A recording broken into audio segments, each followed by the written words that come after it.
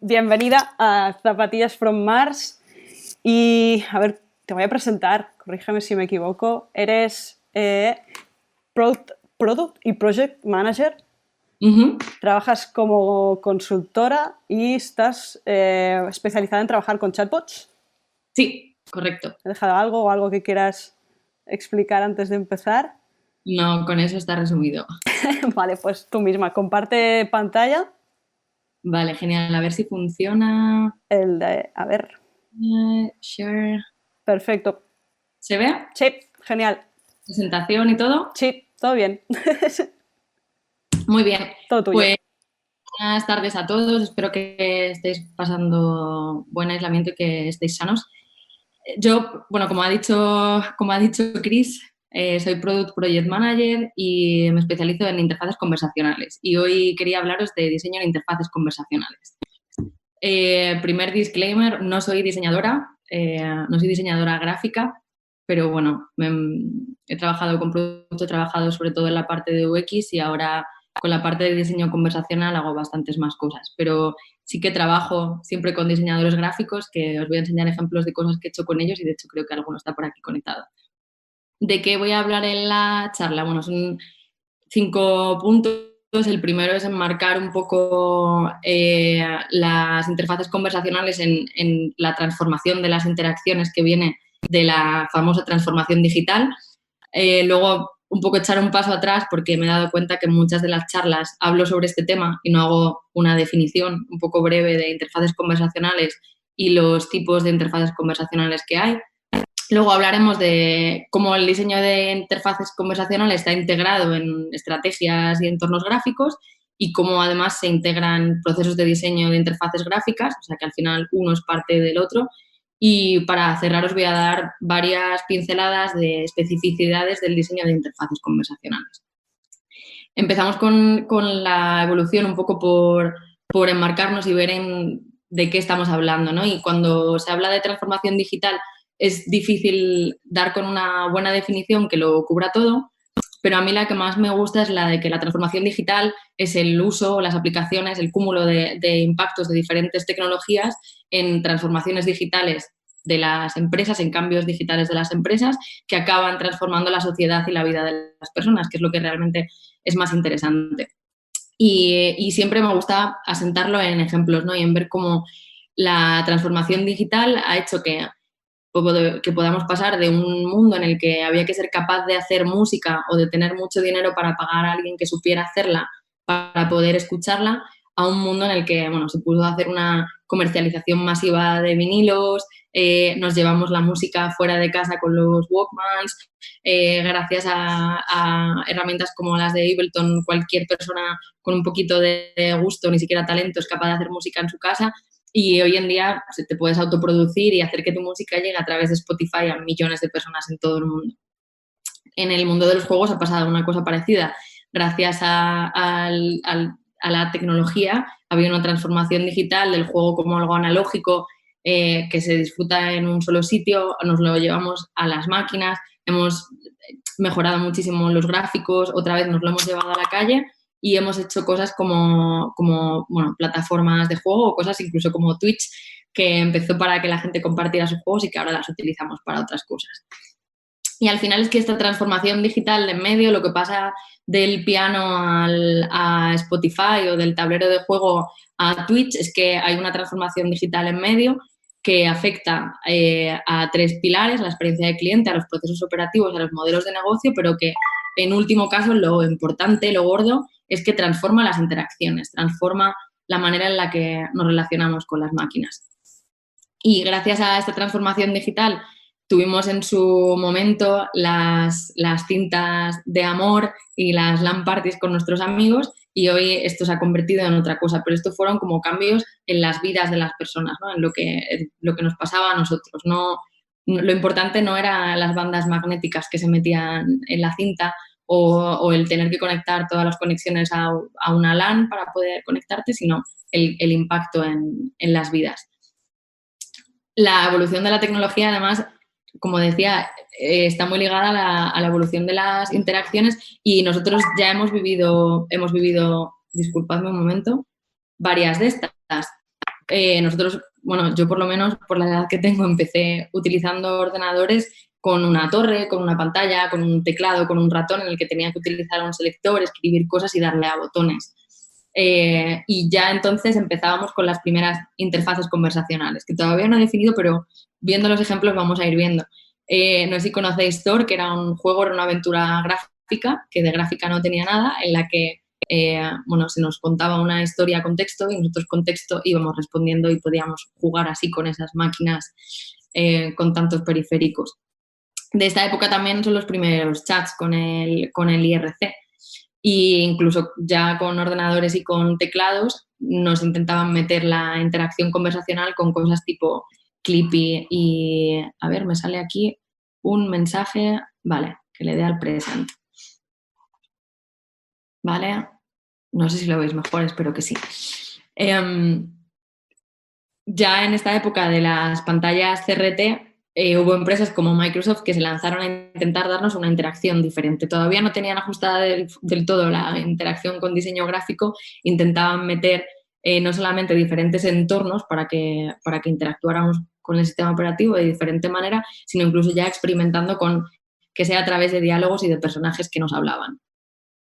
Del ordenador de sobremesa con tantos periféricos pasamos al ordenador portátil y en esta época de mi recuerdo del ordenador portátil me llevó también el MSN Messenger, que yo creo que llevó el IRC a un paso más, ¿no? Aparte de este abuso de los 3Ds y de los degradados, etcétera, no solamente llevaron la mensajería a un montón de gente más, sino que nos hicieron ver que la aplicación de mensajería podía ser algo más, que podía tener juegos, que podía tener mucha personalización de cómo tú transmitías tu imagen o tu marca a los demás, ¿no? Que sería un poco...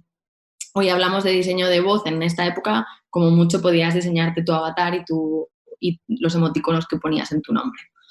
Y después del ordenador portátil, por fin llegó el teléfono móvil con todas sus diferentes generaciones y esto cambió todavía muchísimo más la manera en la que interactuábamos con la tecnología.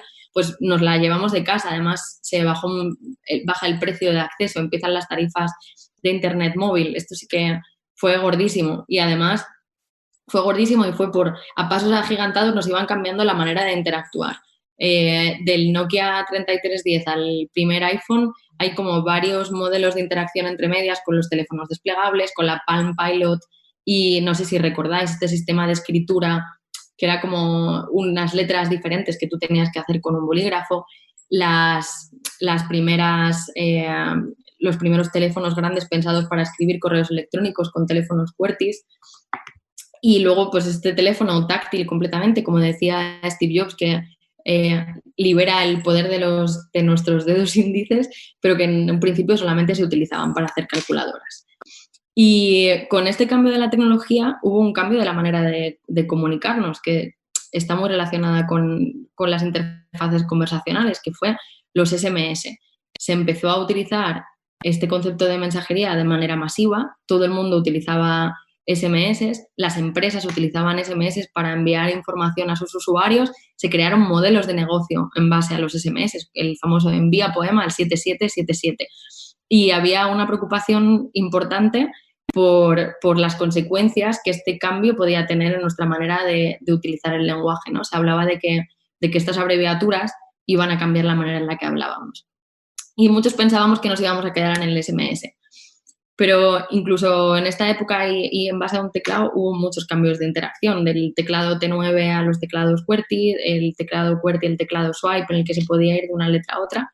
Y nosotros siempre nos hemos ido como inventando, aparte de las maneras en las que se pensaba y se creaba la tecnología para ser usada, como usuarios siempre metíamos un poco de nuestra propia invención, nuestra contribución artística, y los diseñadores habéis tenido que buscaros mucho las vueltas en torno a esto y la gente que hemos hecho producto UX tener este tipo de cosas en cuenta.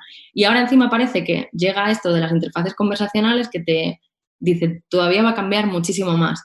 Y ya no va a ser que pases de un ordenador con CRT a un portátil y ahora un móvil y que todo se quede en el móvil. Es que la voz o las interfaces conversacionales en general, incluso más allá de la voz, tienen muchísimo peso porque hablamos de que de aquí a los siguientes 10 años no es que el teléfono móvil manejado con el dedo se vaya a comer al paradigma del Nokia con el T9, es que vamos a tener realidad virtual, realidad aumentada, interfaces hápticas y estas interfaces de voz ubicuas por todas partes. Y que además están llegando súper rápido y hacer una adaptación de cómo diseñamos y de cómo pensamos en producto a un paradigma conversacional lo tenemos que hacer mucho más rápido que antes. Es que la adopción de los smart speakers está siendo 4 veces más rápida que la de ordenadores o más del doble de rápida que la de los smartphones. Pero, ¿qué son estas interfaces conversacionales? Que se me ha escapado por ahí hablar de la voz, pero va bastante más allá. Las interfaces conversacionales son interfaces, o sea, barreras de intercambio de información entre usuarios y máquinas que utilizan elementos conversacionales. Y los elementos conversacionales pueden ser las palabras del lenguaje natural, pueden ser las aplicaciones de mensajería o pueden ser otro tipo de elementos conversacionales. Y se dividen, bueno, hay muchas maneras de clasificarlas, pero una clasificación bastante básica es 4 tipos. Uno son formularios conversacionales, que sería como la mínima implementación, la implementación más básica de lo que puede ser una interfaz conversacional. Luego estarían los chatbots, que serían estas interfaces conversacionales que funcionan dentro de una aplicación de mensajería propia o plataforma. Las aplicaciones de voz, que son aplicaciones sencillas manejadas por voz dentro de una aplicación más completa, que es esto que yo llamo asistentes, que serían Alexa, Google Assistant y otras plataformas similares. Y si miramos a todas estas categorías, las interfaces conversacionales las podemos consumir desde diferentes tipos de dispositivo. Unos con pantalla, los que habrá más peso de diseño gráfico, y otros sin pantalla, en los que en principio no hay diseño gráfico, pero no deja de ser diseño. Además, si miramos otra vez a los siguientes 10 años, os he hablado de las gafas de realidad virtual, pero también, tal y como lo están planteando las empresas hoy en día, esta interacción va a ser a través de bombillas, a través de nuestros coches, nuestras lavadoras, teclados, robots en fábricas o robots humanoides que tengamos en casa para asistencia de personas mayores, por ejemplo. Y, como he dicho antes, diferentes dispositivos de realidad virtual, que yo creo que va a ser súper importante. Ahora que ya sabemos qué son las interfaces conversacionales, os he otra vez dado pinceladas un poco, pero hay 2 conceptos muy importantes que quiero que os llevéis hoy y que son este y el que voy a dar a continuación. Este es que las interfaces conversacionales están integradas en una estrategia y un entorno de diseño gráfico. Y cuando digo eso, digo que a la hora de diseñar una aplicación conversacional o para una aplicación conversacional, hay que pensar que esta aplicación conversacional es una expresión más de la estrategia o la imagen o la personalidad de la marca por un canal diferente. Con lo cual, el primer paso que tenemos que hacer, como en cualquier otro proceso de diseño, es echar un paso atrás y analizar cuál es la representación gráfica de la marca de nuestro cliente. Por ejemplo, esto es para uno de los últimos proyectos que he hecho. Es una abogado y ella utiliza mucho el color azul, utiliza mucho su fotografía, utiliza el rojo como elemento de llamada de atención. Yo no puedo hacerle un chatbot que esté basado en tonos verdes, por ejemplo. O no podría, ella utiliza mucho su imagen, yo no podría irme a un personaje muy caricaturizado. Entonces, siempre nos tenemos que centrar en el sistema de diseño que tiene ya nuestro cliente o el proyecto que queramos hacer. Y yendo un paso más allá, si vamos a hacer chatbots dentro de plataformas de mensajería que ya tengan su propio branding, a lo mejor también queremos adaptarlo. Esto es para City, que es un proyecto que hice en 2017, 2018, con un diseñador de Córdoba, que podéis ver su portfolio en 9pt.es, y hicimos un trabajo muy interesante y parte de él fue adaptar la imagen de marca y varios elementos de navegación a los colores de Facebook, porque si bien en la imagen de marca queríamos que fuera este morado y este fucsia, a la hora de utilizarlo dentro de la plataforma también queríamos que se viera como una cosa que era parte de esa plataforma. El concepto era seamless y algo que no fuera obtrusivo, entonces la mejor manera era también muteando ese diseño para adaptarlo al de la plataforma. Y como podéis ver aquí, aparte de la imagen de marca, también nos planteamos aplicarlo a las ilustraciones. A la hora de elegirlas nos planteamos si queríamos utilizar fotografías más realistas o si queríamos hacer dibujos o cambiar las fotografías de manera que también tuvieran la paleta de color. Este es el tipo de cosas que se puede hacer en diseño conversacional, por ejemplo. El segundo concepto que quiero que os llevéis a casa es que al final el diseño de interfaces conversacionales es muy parecido porque está inspirado al diseño de interfaces gráficas. Por ejemplo, estos son todo artefactos de diseño de un proyecto conversacional y, como podéis ver, es muy similar al que se haría para un proyecto de diseño gráfico. O para una aplicación, un proyecto de UX, tiene su Customer Journey, tiene una User Personas, tiene un Canvas, que en este caso es un Canvas conversacional que yo utilizo para chatbots. Si os interesa utilizarlo, me podéis contactar. Tiene diferentes plantillas tipo un Feature Injection Mapping o haces User Story Mapping. Al final tiene un poco, es el mismo proceso que para diseño de cualquier aplicación.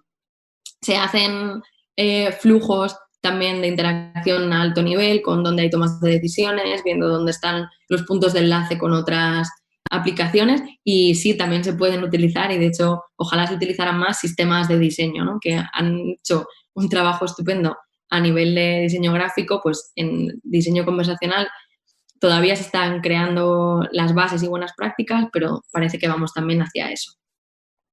Y ahora, para cerrar, porque quiero dejar un poco de tiempo para preguntas, os voy a dar unos apuntes de especificidades del diseño conversacional para que veáis en qué áreas sí que es bastante diferente del diseño gráfico. Hay 3 cosas que hacen que el diseño conversacional sea único y diferente. El primero es que hay muchos canales en los que se pueden utilizar y son muy diferentes entre sí. Ya no hablamos de pantallas grandes y pantallas pequeñas y diferentes tipos de resolución, sino eso de tener o no tener voz, de tener o no tener pantalla, y de pantallas de 2 metros y pantallas del tamaño de un iWatch. Además, hay muchas posibilidades en todos los sentidos, y luego tienen un añadido que además las hacen un poco más complejas y hacen que representen un reto muchas veces, y son todos estos retos asociados al procesamiento del lenguaje natural. En cuanto a las plataformas y posibilidades que hay, pues eso, aparte de que tengan o no tengan voz, son todos los proveedores de canales de mensajería y de plataformas de voice applications que hay. Y no solamente están Actions on Google, Amazon Alexa y WhatsApp, es que también Slack para aplicaciones profesionales, o Microsoft Teams también para aplicaciones profesionales, Discord para todo lo relacionado con el juego, WeChat con millones de usuarios en China, LinkedIn con muchísimo potencial para networking, Typeform, que ha llegado a lanzar chatbots humanoides, o Bixby, que recordemos que es la plataforma de bot de Samsung, que tiene millones de electrodomésticos en casas de un montón de personas y que ya nos están avisando de que quieren que hablemos con nuestra lavadora. Todas estas plataformas hay que tenerlas en cuenta. Y cada una de ellas tiene diferentes elementos de interacción, diferentes maneras de llegar a los chatbots. Por ejemplo, mientras que en Viber un solo enlace puede tener chatbots en diferentes idiomas y con diferentes bases de datos, en WhatsApp tendrías que añadir un número de teléfono para cada uno de ellos. Cada una tiene sus especificidades. Luego, una vez más, ¿tienen pantallas, no tienen pantallas, y de qué tamaño son estas pantallas? ¿O son dispositivos creados específicamente para esto, o son dispositivos que tienen además otro tipo de funciones? Un robot que camine y que pueda hablarnos desde mucha distancia o desde muy cerca tendría que ser capaz, además, un diseñador, de definir cuándo habla a gritos y cuándo habla muy bajo. Además, os comentaba que el NLP tiene retos específicos. Hay una charla de la ADDC Conf grabada, que también podéis ver desde mi página web. Tengo prácticamente todas las charlas colgadas ahí, en la que hablé en detalle de cada uno de estos 10 retos, pero eran básicamente que los chatbots pueden tener muchas funcionalidades y es muy difícil decirle al usuario qué hace tu chatbot de primeras, y es muy difícil evitar que el usuario pida cosas que no habíamos pensado. Mi ejemplo siempre era que nadie entra a Photoshop intentando comprar un vuelo, pero sí es probable que un usuario entre a un chatbot hecho para vender vuelos y le pida que le edite una fotografía. Además, los chatbots Al ser un canal de mensajería, muchos usuarios van a intentar hablar en sus idiomas nativos, reconocerlos y además crear contenidos y ser capaz de hacer NLP para muchos contenidos es muy complejo. Está el problema del contexto, tanto de en qué contexto situacional está el usuario como del contexto de la conversación, de esa misma conversación o de las conversaciones históricas. El problema de que el usuario nos dé una parrafada súper larga con un montón de palabras clave y tengamos que ser capaces de inferir cuál de ellas es la que en este momento hay que darle más importancia, la empatía, los errores de los usuarios, el slang. La frase aquí sería, si vas a hacer un chatbot para punkis, mete a un punky en tu equipo, porque si no te van a hablar con unas palabras que no vas a poder entender. Y diseñar un chatbot así va a ser muy difícil. Y además a través del uso de slang o de palabras pues cercanas a la cultura de la persona vas a conseguir conectar más. También referencias culturales, que si al chatbot de viajes le preguntas por pizza, sea capaz de decirte que vas a ir a Chicago o a Roma, pero que te entienda, ¿no? Ese tipo de cosas mejoran mucho el diseño. Y luego ser capaces de reconocer abreviaturas y el gran reto del NLP, que es luchar contra los trolls. Todo esto, el sistema de diseño, aunque tenga todas estas especificidades, el proceso es el mismo que para cualquier otro tipo de interfaz. Prácticamente todo lo que quieras hacer se puede hacer, es una cuestión de dinero y se empieza con un mapa a alto nivel y luego vas detallando cada una de las partes. Es quizás un poco más compleja en cuanto a los puntos de entrada y de salida, pero bueno, no deja de ser diseño. Otra especificidad sí que es que diseñamos para conversaciones, pero diseñamos para una parte del Customer Journey que tiene esa modalidad, pero que está en un sistema multimodal en el que a lo mejor en unos momentos además quiero hablar por texto, en otros momentos quiero hablar por voz y vienen datos que vienen de un formulario, entonces siempre suelen estar embebidas en una estrategia mucho más grande. Y luego además que en cuanto nos metemos eso con chatbots con mucho NLP, cada uno de estos elementos de la mano derecha, cada una de estas cajitas grises de la mano derecha, se desgrana en por lo menos otras 10 cajitas. Y esto es natural. Hablamos de diagramas de interacción súper amplios. Pero también hablamos de cosas en las que se pueden hacer, tener wins muy rápidos con un poquito de juntar este diseño conversacional con todo lo que se sabe de diseño gráfico para conseguir llevar tráfico.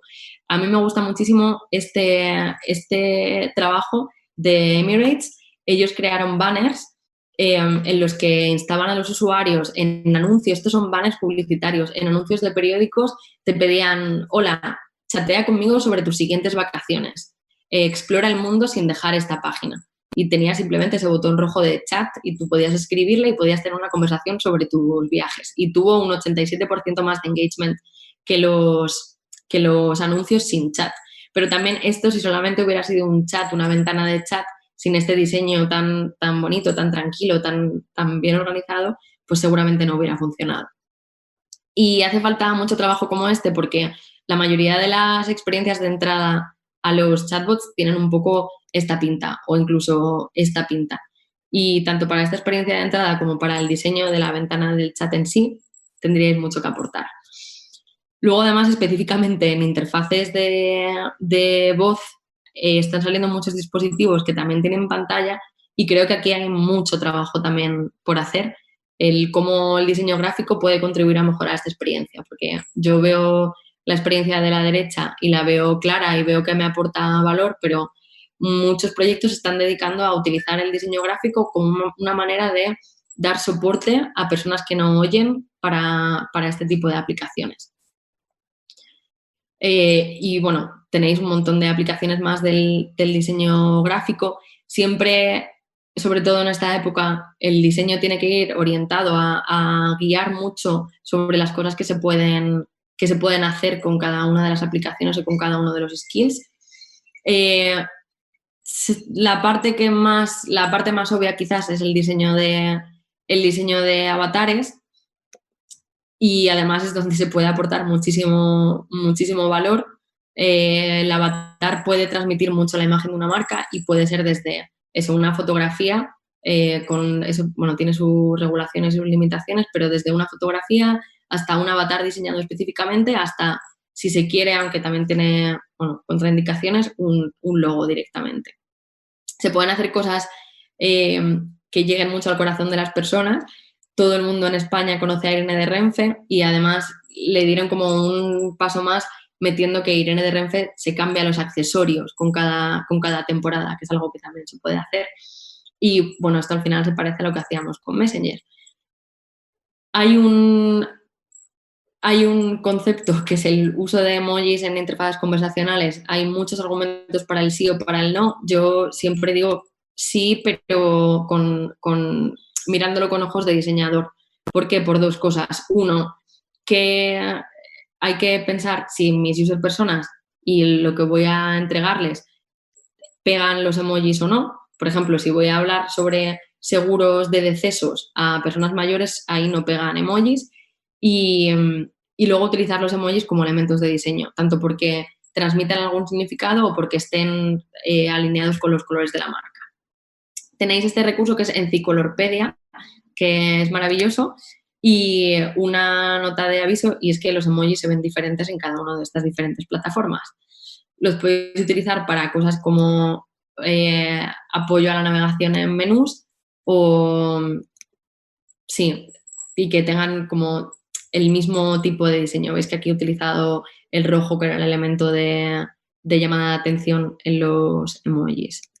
Y ya está, las conclusiones, una vez más, para que nos dé tiempo 3 minutos de preguntas, que el diseño conversacional no deja de ser diseño, que tiene una complejidad añadida por la variedad y por la novedad, y que estas buenas prácticas están en definición, nos da un poco las áreas en las que se utiliza diseño y estamos definiendo. Y que seguramente de lo que pensamos hoy, lo que nos planteamos en 2016 cuando empezamos con esto algunos, que pensábamos en lo que queríamos que fuera y seguramente en lo que acabe siendo no tenga nada que ver, pero seguro que es mejor. Y eso es todo. Me podéis hacer preguntas. Este es mi correo electrónico de contacto y mi página web. Y también tenemos un grupo de Facebook en el que podéis irme preguntando, que se llama Chatbots en Español. Y gracias. Hola, Cris. Muchas gracias por esta charla. Nada. Y sí que hay algunas preguntas que nos dará tiempo a contestar, no todas, pero te leo algunas. Vale. A ver. Una es, ¿cómo pasaste del diseño de experiencia de usuario al diseño conversacional? Pues es una historia mucho más larga, pero yo estaba trabajando haciendo aplicaciones de salud en África y tenía muchos problemas con la usabilidad, con que la gente supiera utilizar las aplicaciones. Y de repente me encontré fue justo cuando Facebook lanzó la plataforma Messenger. Sí. Y para mí fue como, pues esta manera es maravillosa. Y me puse a aprender un montón por mi cuenta y hasta hoy. Vale, genial. Y ligada con esta, también han preguntado de dónde se puede aprender más sobre diseño conversacional o con este tipo de interfaces. Sí, pues mira, en 2017 montamos un grupo de Facebook que se llama Chatbots en Español. Hay varios grupos llamados así. Es el que tiene el logo azul, rosa y amarillo.